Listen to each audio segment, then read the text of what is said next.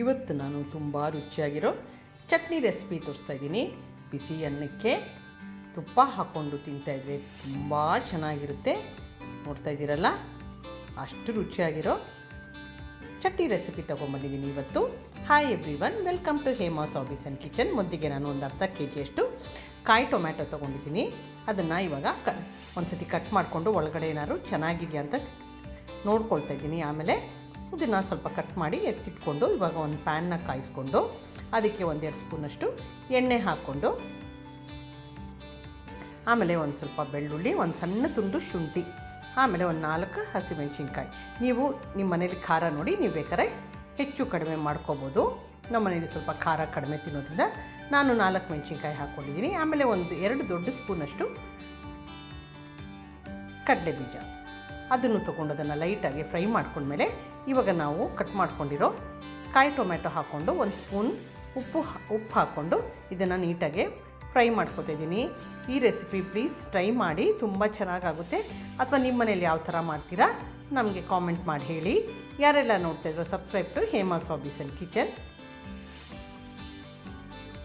ಇವಾಗ ನಾನು ಇದನ್ನು ನೀಟಾಗಿ ಫ್ರೈ ಮಾಡ್ಕೊಂಡ್ಮೇಲೆ ಒಂದು ಸ್ವಲ್ಪ ಟೊಮೆಟೊ ಸ್ವಲ್ಪ ಸಾಫ್ಟ್ ಆಗೋವರೆಗೂ ಅಥವಾ ಕುಕ್ ಆಗೋವರೆಗೂ ಬೇಯಿಸ್ಕೊಳ್ತಾ ಇದ್ದೀನಿ. ಇದಕ್ಕೆ ಸ್ವಲ್ಪ ಕರಿಬೇವು ಮರೆತು ಬಿಟ್ಟಿದ್ದೆ, ಅದರಿಂದ ಒಂದು 10-12 ಎಸಳು ಕರಿಬೇವು ಹಾಕ್ಕೊಂಡು ಇದನ್ನು ಮತ್ತೆ ಮುಚ್ಚಿಬಿಟ್ಟು ಟೊಮೆಟೊ ಸಾಫ್ಟ್ ಆಗೋವರೆಗೂ ಬೇಯಿಸ್ಕೊತಾ ಇದ್ದೀನಿ. ನೋಡಿ, ಇವಾಗ ಟೊಮ್ಯಾಟೊ ಕಲರು ಚೇಂಜ್ ಆಗಿದೆ, ಸಾಫ್ಟು ಆಗಿಬಿಟ್ಟಿದೆ. ಇವಾಗ ಇದನ್ನು ಒಂದು ಸತಿ ಮಿಕ್ಸ್ ಮಾಡಿಕೊಂಡು ಇದನ್ನು ಸ್ವಿಚ್ ಆಫ್ ಮಾಡಿಬಿಟ್ಟು ತಣ್ಣಗಾಗೋಕ್ಕೆ ಬಿಡ್ತಾ ಇದ್ದೀನಿ. ಇದು ತಣ್ಣಗಾದಮೇಲೆ ಒಂದು ಮಿಕ್ಸಿ ಜಾರ್ ತೊಗೊಂಡು ಅದಕ್ಕೆ ಇದನ್ನು ಟ್ರಾನ್ಸ್ಫರ್ ಮಾಡ್ಕೊತಾ ಇದ್ದೀನಿ. ಯಾರೆಲ್ಲ ನೋಡ್ತಾರೆ ಇಷ್ಟ ಆಗಿದ್ರೆ ಲೈಕ್ ಮಾಡಿ, ಕಾಮೆಂಟ್ ಮಾಡಿ, ಶೇರ್ ಮಾಡಿ.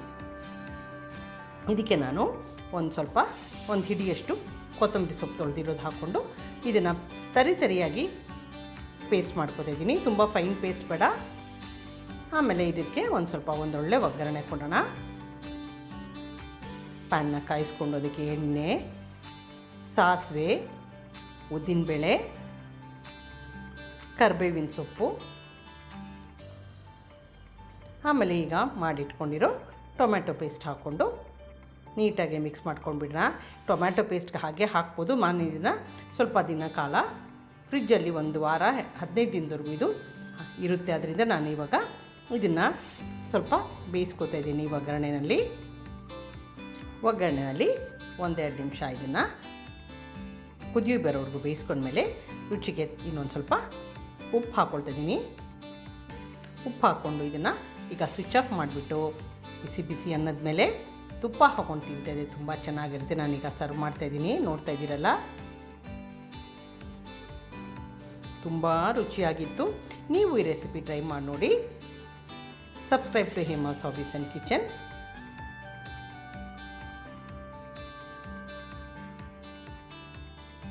ನೋಡಿ, ತುಪ್ಪ ಹಾಕ್ಕೊಂಡು ಅನ್ನಕ್ಕೆ ಕಲಿಸ್ಕೊತಿದ್ರೆ ತುಂಬ ರುಚಿಯಾಗಿರೋ recipe. Thank you for watching my video.